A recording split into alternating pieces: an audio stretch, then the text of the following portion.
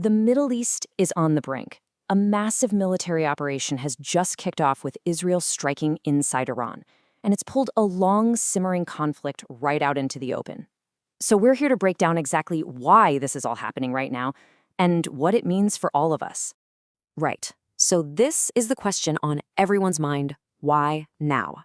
It might seem like it came out of nowhere, but honestly, this has been building for decades. In this explainer, we're going to unpack the three main reasons: the immediate trigger, the long-running shadow war, and the huge power struggle for the entire region. The flashpoint was February 28th. Israel launched a massive strike they called Operation Lion's Roar, hitting targets deep inside Iran. And the response? It was immediate. Iran fired back with its own wave missiles and drones. Just like that, years of quiet fighting exploded into a full-blown conflict.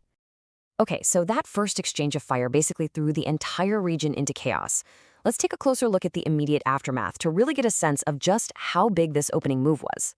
I mean, the sheer scale of that first attack was staggering. We are talking about hundreds of different sites hit by Israel.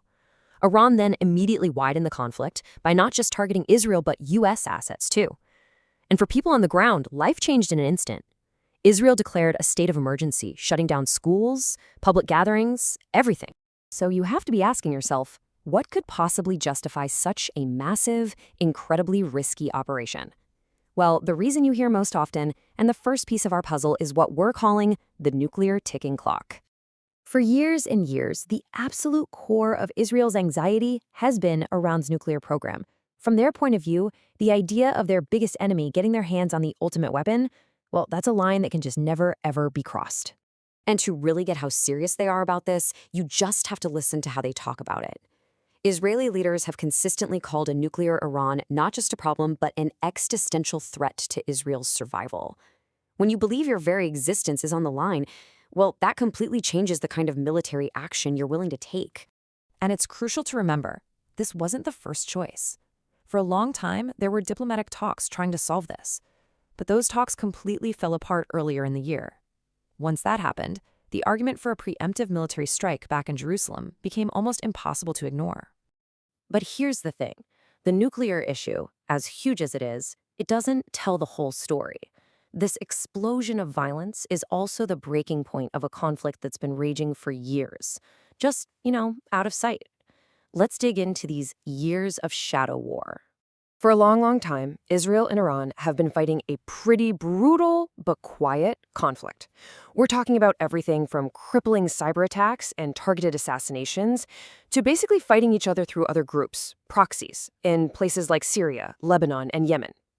This was never a Cold War, it was a hot war, it was just being fought in the shadows.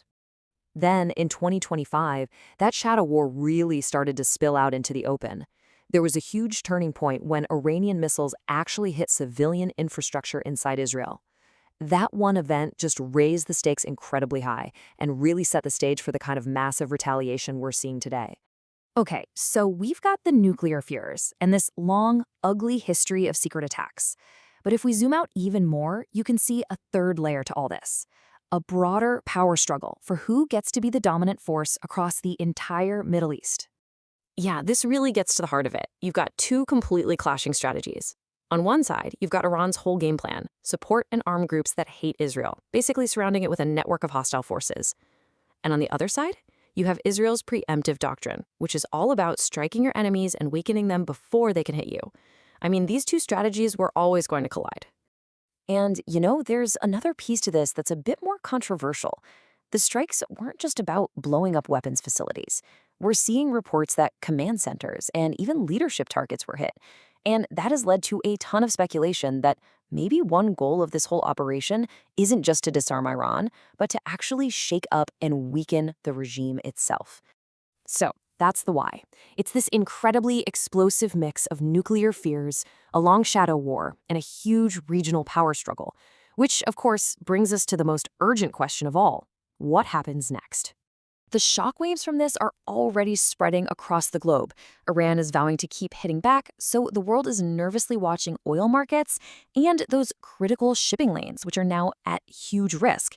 And while the UN is calling for emergency meetings, the reality is that the stability of the entire region has just been shattered. And that leaves all of us right here with the one question that matters more than anything else. Was this huge opening attack the main event, or was it just the beginning? The entire world is now pretty much holding its breath, waiting to see if this thing boils over into a full-scale regional war that could completely reshape the Middle East for generations.